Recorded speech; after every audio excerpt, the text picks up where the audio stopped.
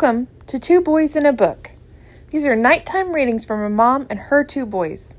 Let's go on an adventure through reading.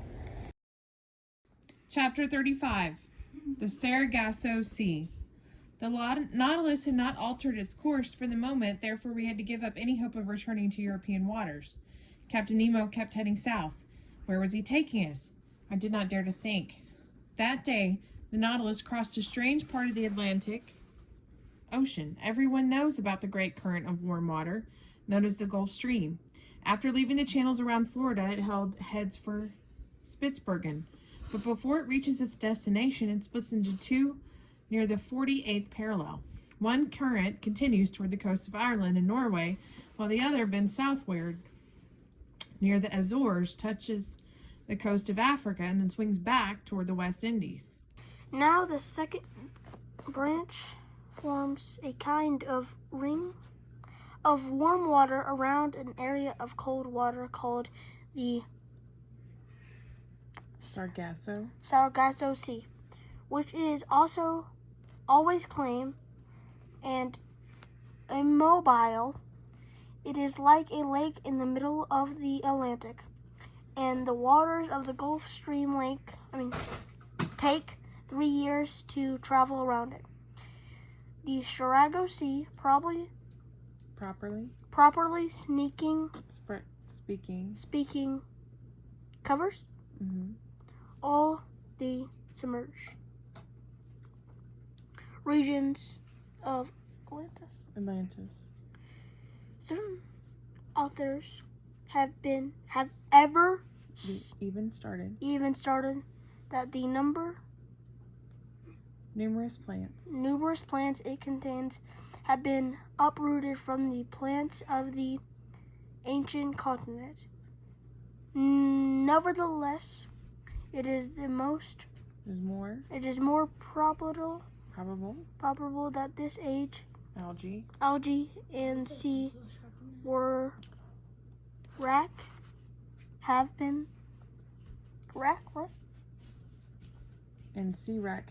taken from the shores of Europe and America and brought there by the Gulf Stream. This was one of the factors which led Columbus to believe in the existence of a new world, when this hardy sailor ship arrive in the Sargasso Sea, they have considerable difficulty navigating in the midst of all the plant life. Impeding their progress.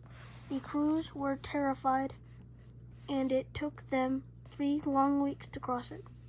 Such as the Nautilus was now visiting a real prairie, a thick carpet of seaweed, sea wreck, and bladder wrack, so dense and compact that the keel of a ship would have had a difficulty cutting through it. Captain Nemo did not want to get his propeller engine in the midst entangled in the mess of plants, and he therefore kept his ship at a short distance below the surface. The word Sargasso comes from the Spanish Sargazo, which means gulfweed, the principal contents of these immense bed. The scientist Mary, in his psychologist's diary, Physical geography of the Earth, gives the following explanation of the presence of the marine plants in such a peaceful, proportionate portion of the Atlantic. It seems to be caused, he said, by a phenomenon familiar to everybody, but the placing of pieces of cork or any other small floating object in a glass of water and then makes the water in the glass go round and round. One will soon see the scattering fragments come together in the center of a liquid surface, or in other words, at the place of the last With the least place with the least motion. In the phenomenon under discussion, the glass is the Atlantic, the circular current of water is the Gulf Stream, and the central point where all the floating bodies came together in Sargo Sea. I share Maury's opinion, and I was able to study the phenomenon is in its very midst, where vessels penetrate. Above us, there are all sorts of strange objects floating among the brownish glued seaweed. Trees, trucks, uprooted from the Andes or the Rocky Mountains, and brought down to the Amazon or the Mississippi. Yeah. Mississippi. There you go. Many wrecks and parts of keels and hulls, so weighted down with shells and barnacles that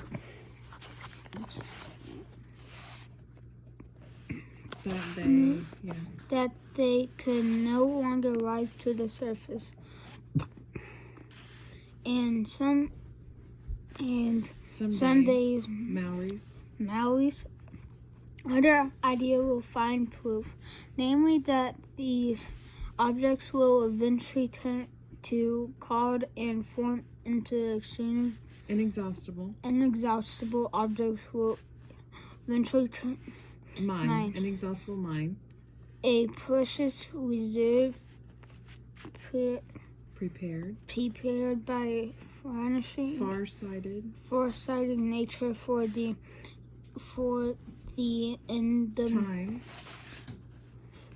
time when men will have astonished their minds on land. In the midst of this extraordinary fabric of plants and seaweed, I noticed some charming pink star-shaped icons. Alcyonia.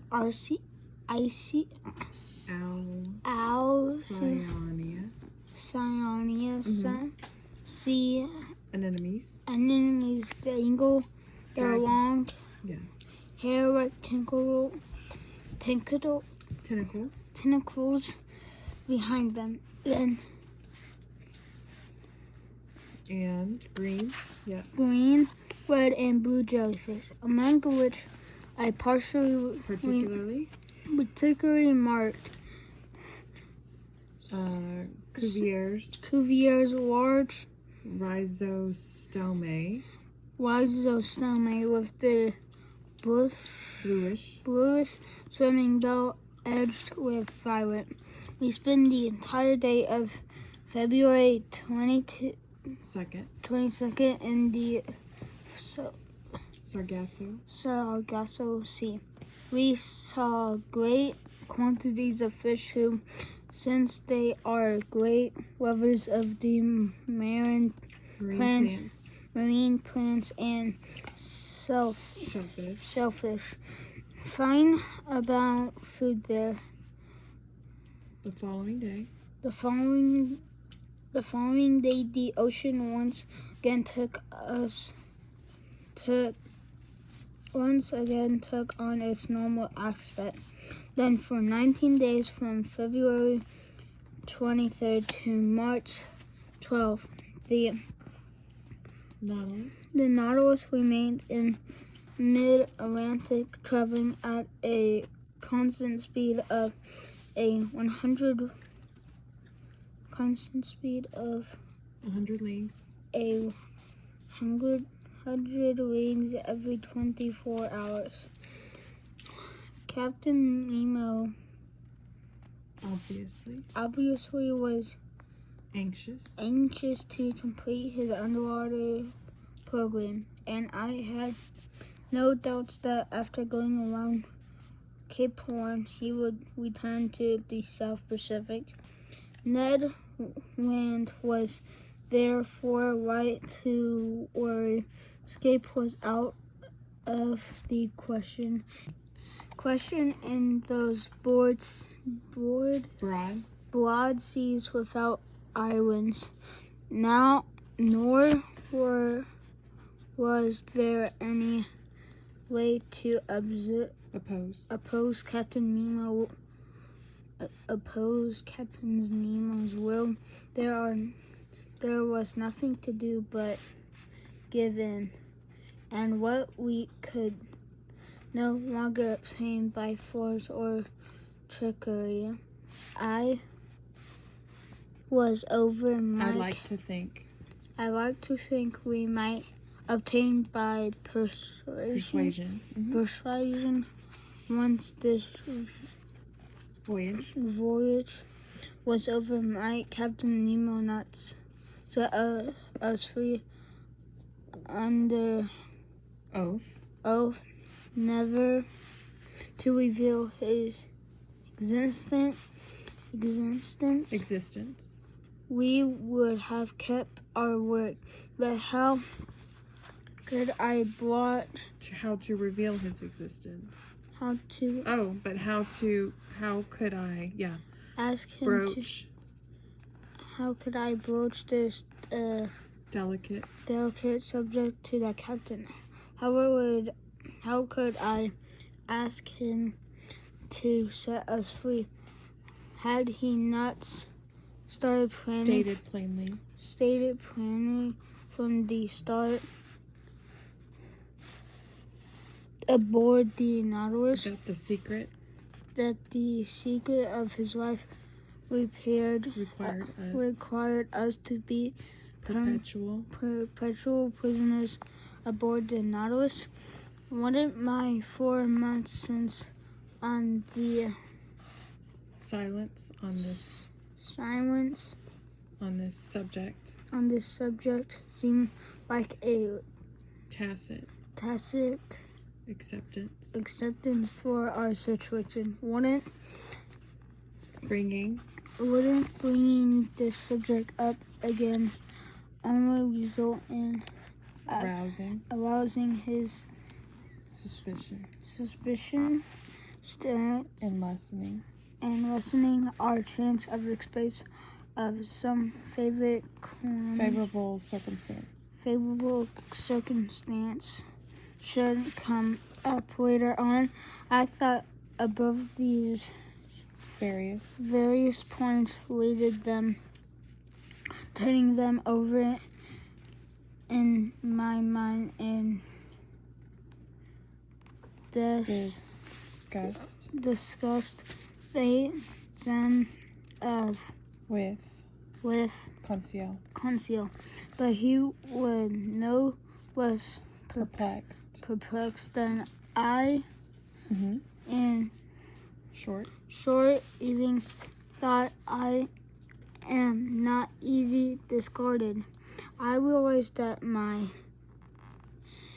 chances of ever seeing my fellow men again were lessening day by day. And above all, just then, when Captain Nemo was rashly heading for the South Atlantic, during these 19 days, nothing unusual occurred. I saw the captain little.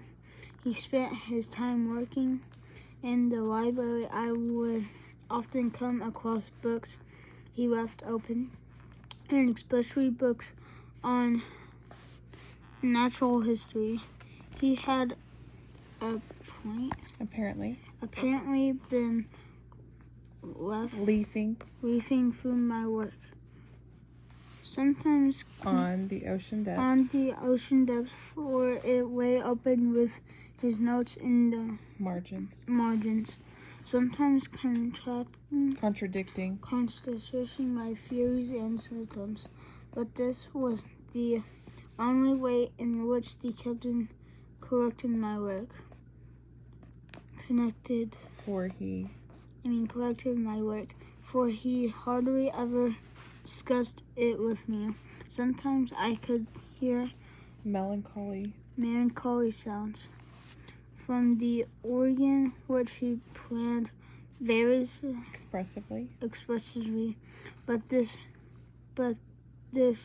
he Would only do in the depths of the night, when the Nautilus was asleep in the wastelands of the ocean. During this part of our voyage, we cruised through for entire days on the surface. The sea seemed deserted. We only saw a few sailing vessels heading for the East Indies via the Cape of Good Hope. One day we were chased by dories from a whaling ship, which undoubtedly took us for some huge whale of great value, but Captain Nemo did not want these worthy people to lose their time and trouble, and he ended the chase by diving below the surface. This incident seemed to greatly interest Ned Land. I am sure he regretted that our iron whale had not been killed by the whaler's harpoons. The fish Conseil and I saw during the period differed from those we had already studied in other latitudes. We mainly saw some specimens of that terrible genus of cartilaginous fish, which is divided into 3 subgenera and includes no less than 23 species. They were striped sharks 15 feet long, with rounded tails and 7 black lines running parallel down their backs, and ash-gray purloin sharks with 7 gill openings and only 1 dorsal fin placed almost exactly in the middle of their bodies. We also saw some large dogfish, a voracious species of fish, if there ever was one.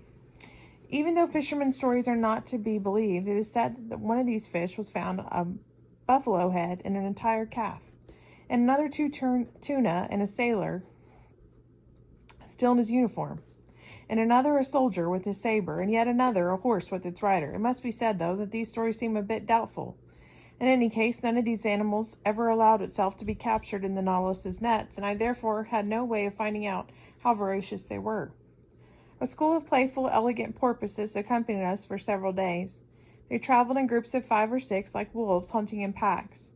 Apparently, these animals are no less voracious than dogfish, if one is to believe a Danish professor who claims to have removed 13 sea hogs and 15 seals from the stomach of a porpoise. To be sure, it was grampus, the largest known species of porpoise, sometimes exceeding 24 feet in length.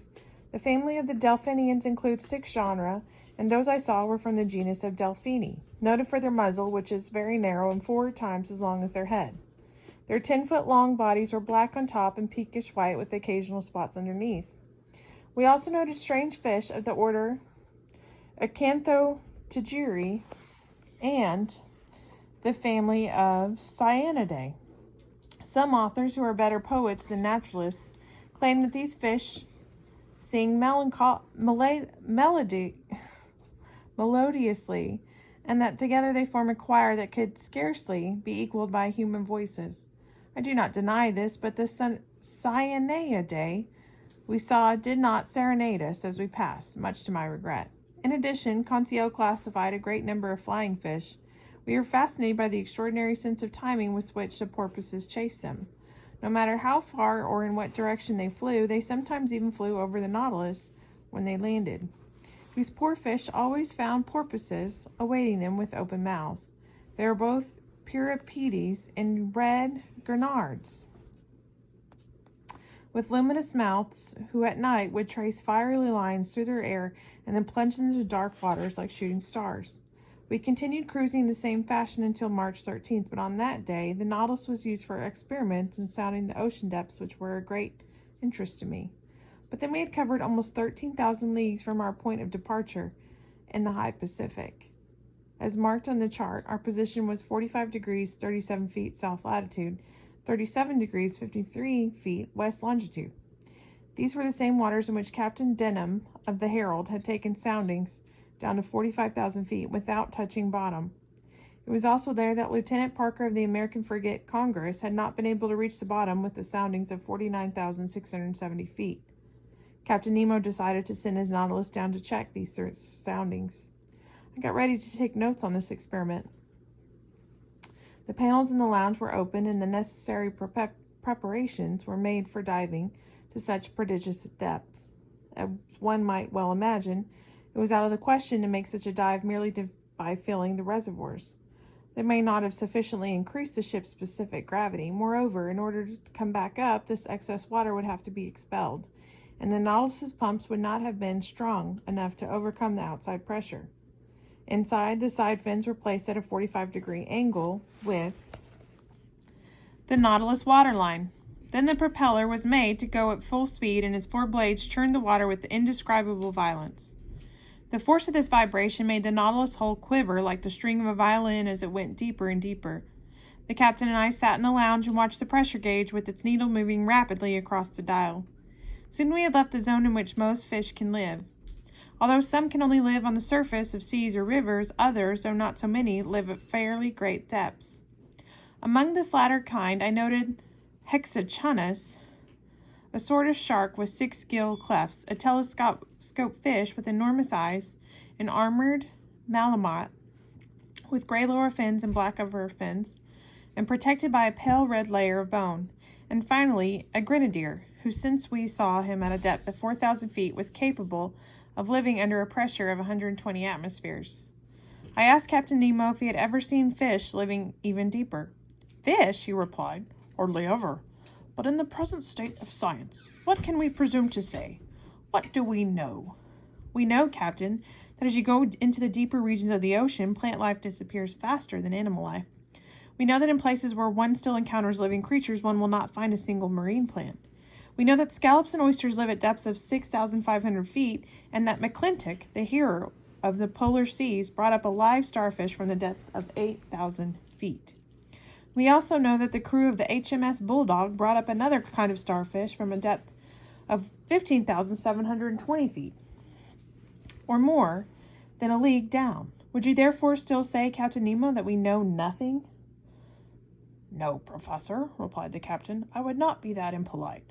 But all the same, I would like to know your explanations as to how creatures can live at such depths."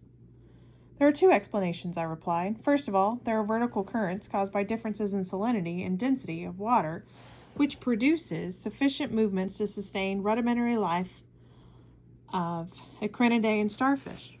"Right," said Captain. "Secondly, we know that oxygen is the basis of life, and that the amount of oxygen dissolved in seawater increases with depth, or in other words, the greater the pressure, the more it goes into the solution."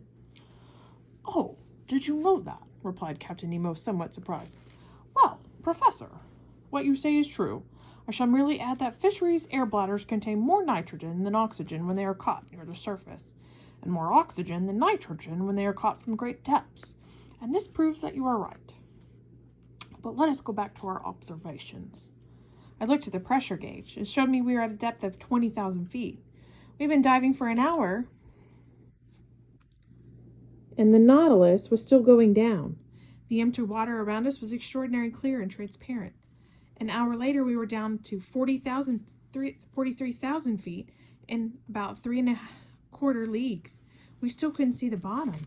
Nevertheless, at 46,000 feet, I could make out blackish peaks rising in the midst of the waters. But these could have been the tops of mountains as high as the Himalayas or Mont Blanc, or even higher, and we still had no way of evaluating the depth of the valleys between them. In spite of the powerful pressure around it, the Nautilus went down yet further. I could feel its iron plates quivering where they were bolted together. Steel bars bent and bulkheads groaned. The glass panels in the lounge seemed to warp under the pressure of the water, and this strong ship would have undoubtedly been crushed, as if the captain had said it had not been built to withstand pressure like a solid object. As we brushed past these rocky slopes, lost beneath the sea, I could still see shells, Serapulae, Spinororbis, and several specimens of starfish. But soon as these last representatives of animal life disappeared, and below a depth of 3 leagues, the Nautilus passed the limits of underwater life like a balloon rising into the atmospheres where no one can breathe. We had reached a depth of 52,000 feet, 4 leagues, and the Nautilus hull was withstanding a pressure of 1,600 atmospheres, or 23,500 pounds on each square inch of its surface. "How extraordinary," I cried, "to sail through the regions where man has never been. Look, Captain, look at these magnificent rocks and these uninhabited caves in a place where life is no longer possible. What a shame that we can bring back nothing but the memory of these unknown sights." "Would you like to bring back more than a memory?" asked Captain Nemo. "What do you mean?" "I mean that nothing would be easier than to take a photograph of this area." I was about to express my astonishment at this new proposition when at an order from the captain, a camera was brought into the lounge. The water outside the panels were absolutely clear.